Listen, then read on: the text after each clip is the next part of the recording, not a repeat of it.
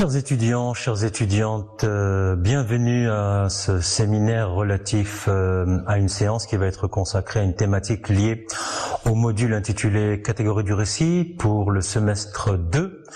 J'aimerais d'abord vous dire à quel point il m'est agréable d'assurer pour vous cette séance didactique et remercier dès à présent l'administration à travers monsieur le doyen, messieurs les vice-doyens ainsi que les agents administratifs qui ont mis le maximum pour pouvoir nous permettre les déplacements, l'organisation, etc.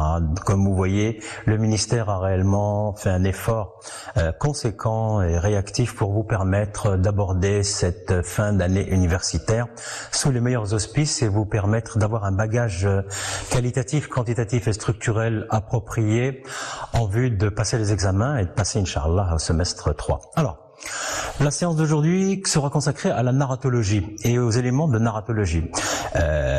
Je sais que vous avez eu en semestre 1 une autre capsule didactique, mais il me semble que pour des éléments aussi importants, il est bon dans certains cas de découvrir, d'approfondir, d'expliciter et pourquoi pas le cas échéant de répéter des choses qui auraient été probablement dites auparavant par d'autres éminents collègues. Néanmoins, j'aborderai une perspective peut-être un petit peu plus particulière et j'amènerai des points de réflexion qui nous serviront de base, de repère pour pouvoir évoluer dans les différents semestres, différentes matières que vous aurez avec l'esthétique, l'histoire de la linguistique, la critique, etc. Cette capsule didactique portera sur un certain nombre de chapitres qui seront d'abord la définition de la narratologie, ensuite l'évaluation historique des différents courants ayant eu trait à cette science entre guillemets, nous en reparlons un peu plus tard, les avancées de la critique contemporaine, ensuite nous verrons les méthodes narratologiques, puis les éléments structurants avec la focalisation, les actants, les personnages, le narrateur, le diégétique, le temps, la vitesse, sommaire, ellipse, ellipse, etc. Vous verrez. J'aurai peut-être le temps de vous donner des exemples parce qu'il est toujours important d'avoir après la théorie des éléments pratiques et je finirai sur une conclusion récapitulatrice, dirions-nous, et peut-être interrogatrice d'un certain nombre d'éléments de réflexion qui m'ont été dictés par mon professeur et maître dans les années 1980 à Paris 13, à savoir Michel Mathieu Collat, puisque l'essentiel de ce cours vient des notes que j'avais pu prendre il y a de cela très très longtemps et d'éléments éparses dont je vous donnerai un compte-rendu bibliographique in fine. Alors, la définition de la narratologie. La narratologie, c'est une science du discours qui a pour objet d'étudier à la fois et conjointement les diverses structures narratives sous-jacentes dans le texte littéraire. Donc, il est question ici du texte littéraire. L'historique de la narratologie, eh bien, il peut être déterminé comme une discipline ou une science de la littérature et surtout du roman. Elle émerge, cette narratologie, avec la linguistique et surtout avec deux courants. À la fois le courant structuraliste dont vous savez probablement que Roland Barthes fait partie de la branche qu'on appelait mécanicienne, alors que Gérard Genette, Todorov et autres font plutôt partie de la branche qui serait plutôt, comment dirais-je, un petit peu moins pragmatique et qui serait théorique. On en reparle un peu plus tard. Donc le courant structuraliste a défini le texte comme une production finie et identifiable. Et en ce sens, si vous vous rappelez, il est relié à l'école le cercle de Moscou, celui de Prague, qui voulait ne considérer le texte littéraire que d'un point de vue intérieur, sans éléments relatifs à l'approche intertextuelle, péritextuelle, infra, etc. C'était le texte, tout le texte et rien que le texte. Le courant génétique, avec des gens comme Goldman, par exemple, eh bien, la critique génétique, elle est focalisée sur l'univers historique qui est présent au sein du discours et surtout de l'objet littéraire écrit. Goldman et un autre chercheur russe dont je vous parlerai tout à l'heure. Quelles sont les avancées de la critique contemporaine? Ces avancées de la critique contemporaine, eh bien, ils tendent à montrer que les textes sont généralement construits selon des axes qui sont invariants. Quels sont ces axes? Il y a d'abord la chronologie. La chronologie avec les schémas diégétiques, les lignées généalogiques, la narrativité en deuxième position, avec des isotopes événementiels, l'espace, les personnages, la description. Le troisième sous-ensemble, c'est une symbolique qui est reliée par des flux thématiques, d'images, des annonces, des rappels, etc. Donc, on pourrait définir l'objet romanesque de la manière suivante, comme étant le produit d'une textualisation par une structuration phrastique organisationnelle. Et là, la question va se poser pour nous de savoir que si la narratologie est difficile à concevoir en dehors des recherches qui ont été les recherches préliminaires, fondatrices, prégnantes, qu'ont été la linguistique, la sémiologie, la pragmatique, etc., il faut bien reconnaître que grâce à Gérard Genette, eh bien, la narratologie a pu être axée sur le roman d'une manière privilégiée et ciblée. Si nous voyons dans un grand D la méthode narratologique, eh bien, la méthode narratologique, on peut dire que elle est ciblée sur l'étude des procédés internes de l'œuvre littéraire. La méthode narratologique, elle n'oublie pas, elle ne met pas que malgré la description subjective de toute critique littéraire, le texte doit être interrogé sur les éléments techniques qui sont mis en œuvre pour le construire. C'est très important de ne pas omettre que derrière toute observation, aussi scientifique puisse-t-elle se prétendre, il y a toujours une part de subjectivité. Et cette part de subjectivité, il faut pouvoir la déterminer, l'intégrer et la réduire et la minimiser autant que faire se peut. Or, quand bien même dans une critique littéraire, on viserait une approche extérieure, une approche qui serait une approche historique, une approche biographique ou autre, il n'en demeurerait pas moins que l'approche intérieure, interne, reste incontournable, essentielle, fondamentale, productive. Quels sont donc, dans ce cinquièmement, les éléments structurants de la narratologie? Eh bien, le premier élément structurant que nous allons voir, c'est la focalisation. La focalisation, c'est la méthode à la suite de laquelle sont indiquées la position ainsi que le mode de présence de l'observateur. La position et le mode de présence de l'observateur. L'observateur ici étant le narrateur. À quel type de focalisation avons-nous affaire? Nous avons d'abord ce qu'on appelle la focalisation zéro, celle du narrateur omniscient. Celui qui, comme Dieu, sonde les cœurs et les reins. Celui qui entre dans l'intériorité des personnages, qui possède un pouvoir de contrôle sur les événements narratifs.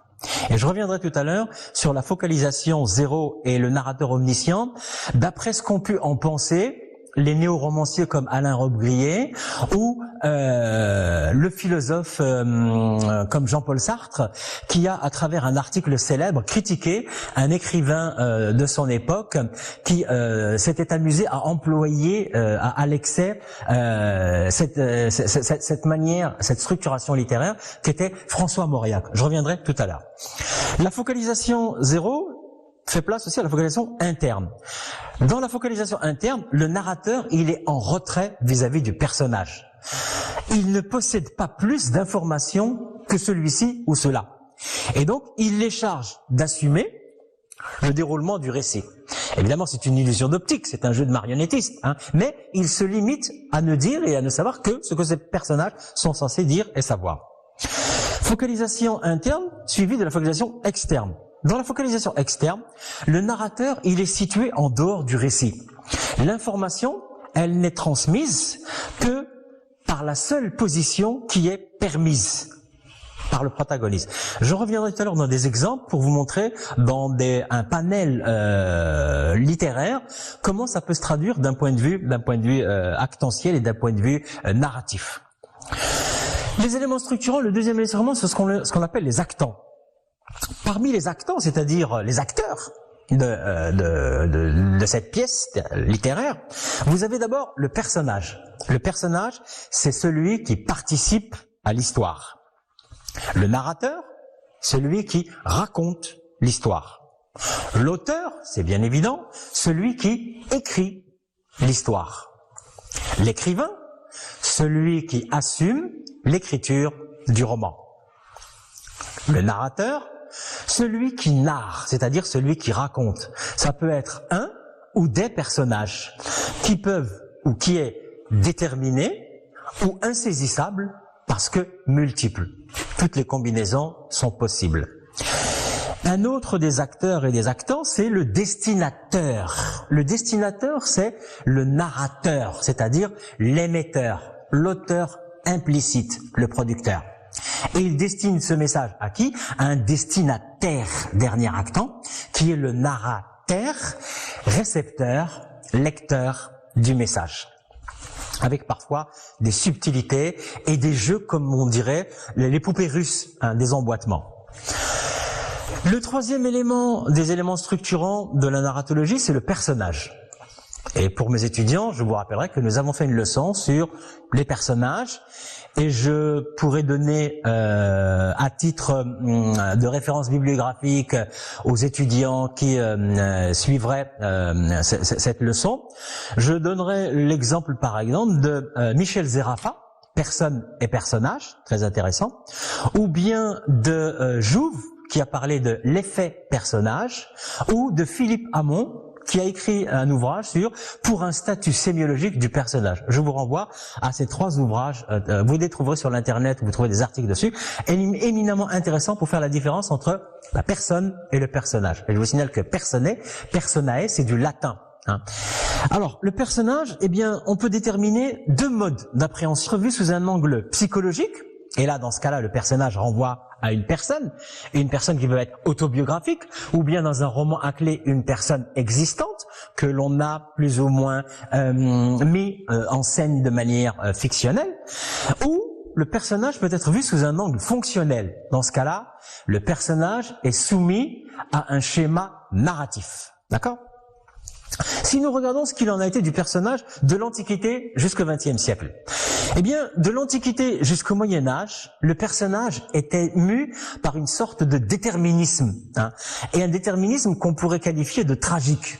Et ça nous renvoie à la littérature telle qu'elle était pensée par l'Antiquité, avec Platon et d'autres. Quel était le rôle de l'artiste, quel était le rôle de l'écrivain par rapport du dramaturge, par rapport à une espèce d'intermédiation entre les dieux et les humains. Et à quoi servait la pièce théâtrale, si ce n'est qu'à faire ressortir des éléments contraignant d'un point de vue général, qu'on appelait la catharsis. Il fallait descendre, chercher cette tête de Gorgone, la faire remonter pour faire advenir des sentiments qui seraient une espèce d'expurgation, comme une psychanalyse collective, si vous permettez l'expression.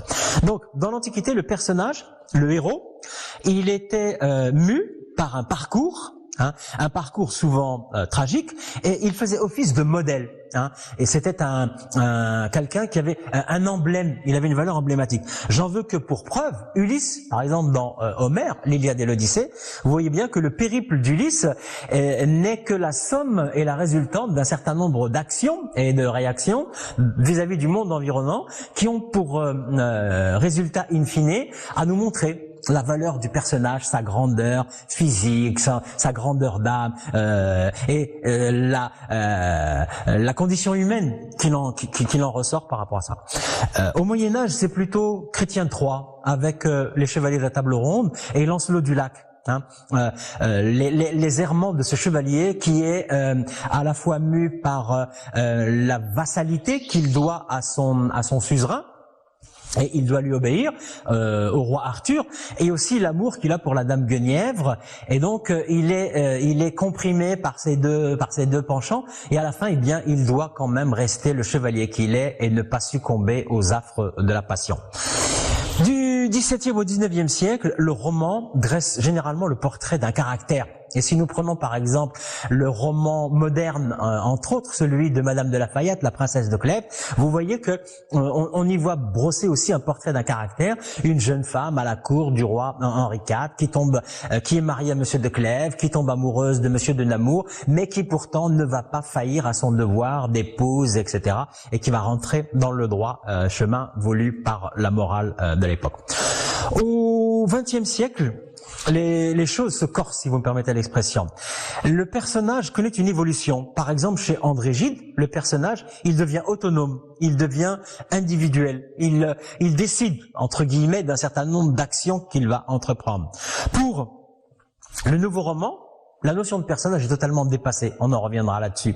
Pour Alain Robbe-Grillet, le personnage, dans un monde qui vient de sortir de la Deuxième Guerre mondiale, dans un monde plein d'objets, la personne et le personnage, ce sont les objets qui sont récurrents dans la littérature néo-romancière.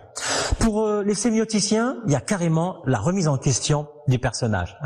Et par exemple, pour André Malraux, eh bien, le personnage, il est plus ce qu'il fait que ce qu'il est. Quand vous lisez par exemple La condition humaine, eh bien Chen, il est d'abord caractérisé par son profil de révolutionnaire marxiste, plus que sa personne, son passé, son profil psychologique, etc. Après le personnage, le narrateur. Eh bien, selon les romans, le narrateur peut posséder des traits particuliers ou variables. Il y a plusieurs traits que l'on peut définir. Par exemple, le premier trait particulier ou variable, c'est que le personnage, il assume une fonction essentielle dans l'histoire. Le narrateur ou le personnage est souvent, par exemple, présent dans le roman épistolaire. Du XVIIe siècle, si vous regardez par exemple Les Liaisons dangereuses de Chauderlot de Laclos, ou bien si vous regardez chez Lavey-Prévost, Le Chevalier des Grieux et l'histoire de Manon Lescaut, vous avez ce type de personnage. Dans un deuxième élément, le personnage, il peut être aussi le lecteur. Un lecteur inconnu, indéterminé, pardon, pas le personnage, mais le narrateur peut être il peut être aussi le lecteur inconnu, indéterminé, qui est interpellé par le narrateur dans une partie du récit. Il n'est pas un personnage, ici, c'est un narrateur invoqué. Et là, je vous renvoie à une œuvre majeure que je conseille à mes étudiants, celle de Diderot. Celle de Diderot, comme celle de Stendhal, mais beaucoup plus chez Diderot, parce que chez Diderot, vous avez une œuvre caractéristique de cet auteur qui va être un jeu et une combinatoire du narrateur par rapport au lecteur, par rapport au personnage. Et j'essaie de retrouver le roman de Diderot, je vous en parlerai dans quelques minutes. Si le narrateur n'est pas le lecteur inconnu, ça peut être aussi un élément qui va se fondre dans le roman et dans son énonciation.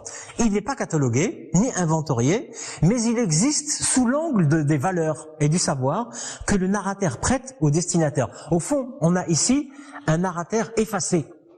Et ce narrateur effacé, on peut le trouver chez, par exemple, Flaubert ou bien chez Zola.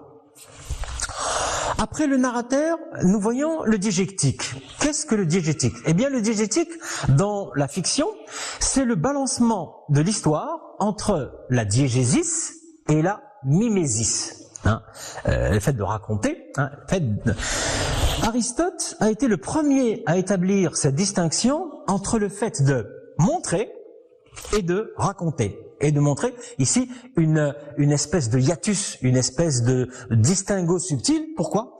Parce que pour Aristote, la mimésis, c'est une imitation pure et simple.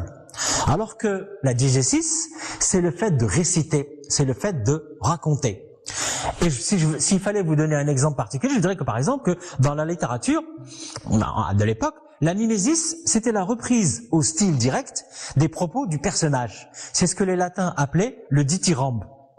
Alors que la diégésis, c'était l'émission de propos directs du narrateur, que l'on pouvait trouver par exemple dans le théâtre. À l'époque moderne, la diégésis dans les romans, eh bien, elle opte pour une dimension qui est à la fois diégétique, c'est-à-dire que on adopte un discours direct du narrateur qui s'exprime en vue d'orienter le narrateur, par exemple dans ce qu'on a appelé les romans à thèse. Et nous avons aussi, dans l'époque moderne, une dimension des écrits mimétiques, parce qu'ils ont le souci principal de faire oublier au lecteur la voix narrative, afin de créer un effet de réel. Le romancier, l'écrivain, l'auteur, eh bien, fait comme si les éléments se narraient tout seuls, que les actions se déroulaient toutes seules. Et donc, le marionnettiste ne veut pas que le spectateur puisse voir les fils par lesquels les marionnettes sont mues. Et à ce moment-là, nous avons l'impression que tout ceci fonctionne de manière autonome et automatique. Donc, en narratologie, la diégèse, c'est à la fois la dimension, l'espace, le temps dans le roman, et ça peut être aussi le récit, c'est-à-dire le fait de raconter quelque chose. Et là, on peut dire qu'il existe dans un roman, dans tout roman, des strates différentes sur le plan diégétique. Ces strates différentes, eh bien, elles font que on peut avoir tout à la fois un narrateur objectif qui peut être omniscient, non impliqué dans l'histoire narrée, et à ce moment-là, il est appelé extra-diégétique.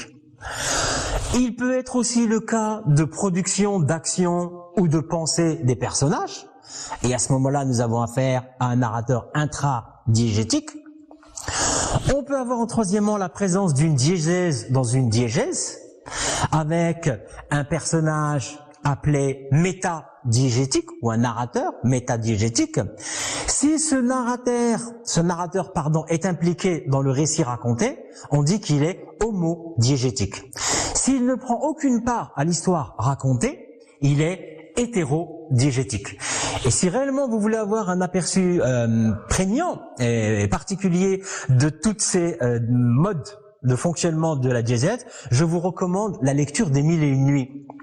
Lisez quelques passages des Mille et une nuits et vous verrez que vous aurez la possibilité d'observer des récits sommaires, enchâssés, etc., avec des variations de points de vue multiples. Je reviendrai dans les exemples par rapport aux éléments que je viens de donner. Nous pouvons parler, si vous le voulez bien, dans la sixième partie, des éléments structurants de la narratologie, du temps. Et le temps a été quelque chose qui a été beaucoup étudié par les critiques littéraires et par les... À la différence de l'espace, et je reviendrai là-dessus. Alors pourquoi l'espace a été moins étudié que le temps?